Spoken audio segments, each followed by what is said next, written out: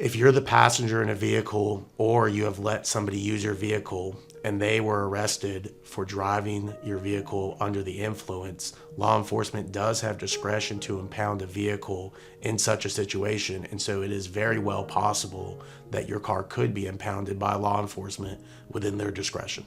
If you need help with your case, please give us a call and we'd be happy to help you go through it.